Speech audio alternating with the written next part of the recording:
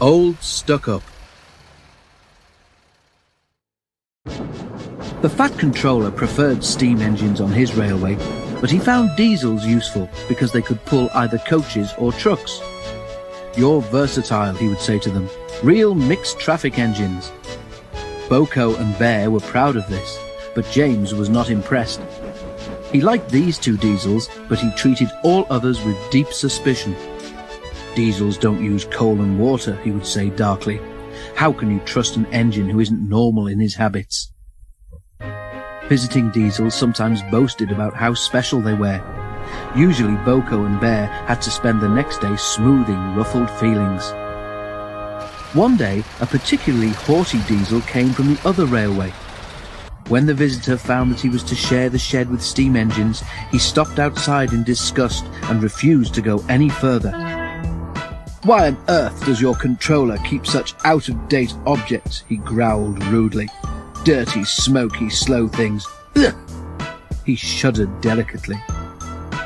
"On our railway," the diesel continued loftily, "steam engines are kept strictly in their place and not allowed on the main line without special permission." Boko, who was showing the diesel round, lost patience. "Stay outside then if you're so proud about it," he said crossly. "I'm going to join my friends."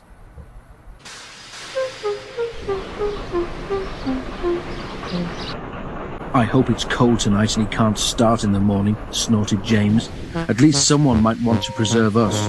Who'd need him, old stuck-up?" The engines were glad when morning came. They went to fetch their trains as early as they could, and the visitor was left alone. "That's better," he purred to himself. "How can an engine rest in all that hissing and clanking?" The cleaning equipment and fuel supply were in the part of the shed which Boko and Bear shared.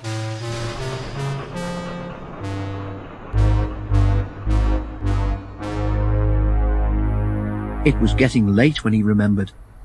"If I go in now while the shed is empty," he said to himself, "no one will know I've been." He scuttled forward quickly, too quickly. The rails where Bear and Boko had stood were oily, and when he tried to stop, he couldn't.